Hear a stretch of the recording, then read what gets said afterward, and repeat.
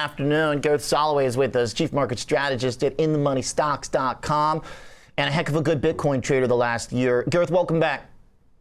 Hey, thanks for having me back. Always a pleasure to talk to you. Appreciate that. So right now, stocks firming up. Bitcoin's still sitting here above the 5-day low. What do you think? Is it going to break? Yeah, so generally you do see breaks of even numbers because the stops need to be flushed out that are put at 20,000. So I do think you'll see a short-term break, but I'm actually looking for a bounce off of that break. So I think you could go back as high as 30,000 over the next month or so. The key here is looking at the 10-year yield. We're starting to see a weekly topping tail on the 10-year yield. We know if the 10-year yield comes down, it's likely signaling risk on for things like Bitcoin and tech stocks. And then also looking at the dollar hit a major trend line as well. And if the dollar declines, then that is also a short-term positive for Bitcoin. So ultimately, great flush down to 20. I'd like to see it just flush out those stops. And then I think you start looking for a near-term bounce, unfortunately, before the next leg lower. Is there a point here where the technicals will become secondary to the narrative erosion in Bitcoin's inflation hedge story? Worst performing asset since CPI broke out.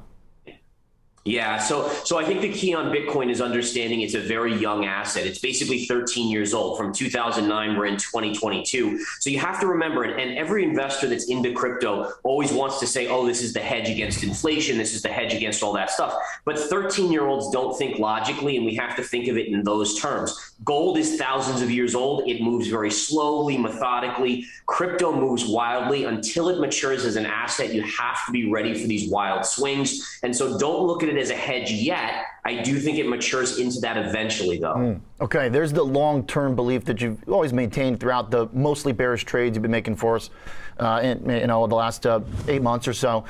The thing that's interesting technically, Gareth, is it looks like 20K is a big level to me. It looks like there's not much down till 10, but it sounds like you're saying that we could break that big 20 whole number and not stretch too far lower before springing back?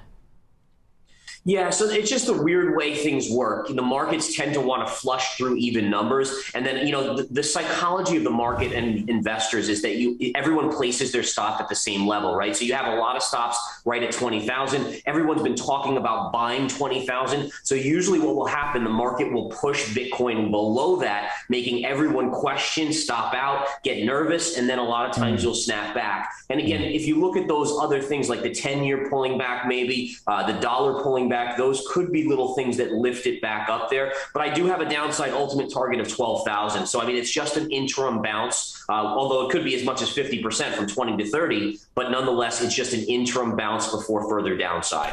Okay, so you're thinking we could break down through 20, squeezes people out, they chase it back up. And generally long term, you're a believer, but then you've also got a 12,000 target. Where does the 12,000 fit in? If we're going to firm up 20 and long term, how does that walk me through that, Gareth? Yeah, so the 12,000 target comes from a measured move. If you take the high from November 2021 to the low that was back in, let's see here, in January before that 3-month consolidation, if you take that distance and drop it down, you get exactly right around 12,000. And then also, if you look at previous cycles on Bitcoin, there's always an 80 to 85% correction. So if you look at 80 to 85% of 69,000, you get 12,000 as well. So basically, what this is telling us, we know we have 4-year cycles in Bitcoin. Right now, we're right in the middle of that 4-year cycle, the down move, and also that 80 to 85% puts us right around 12,000. And bottom line is, if you look at the NASDAQ isn't even back to pre-COVID highs yet, let alone an earnings recession, which is likely coming. And what that tells us is if the tech stocks still have another 10, 20, 30% downside, which I think they do, there's no way Bitcoin is stopping at 20 and then starting to reverse, because again, it's a risk on, risk off trade. If the NASDAQ falls sharply, you expect Bitcoin to follow suit.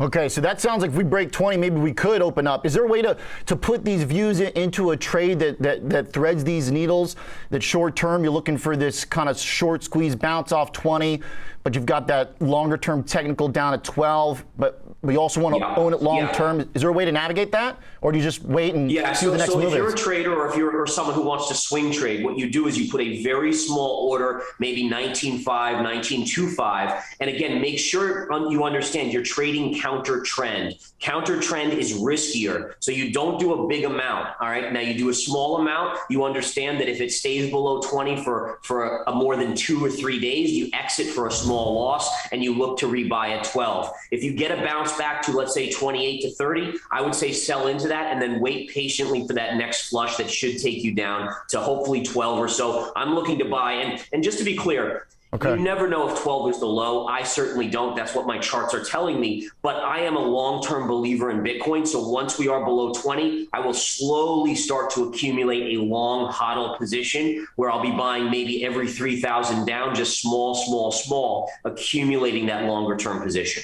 Okay, so you're more looking short term at the squeeze, but bail at 28.30. So you're thinking the squeeze higher comes before the potential move to the technical of 12, if that is the downside. So.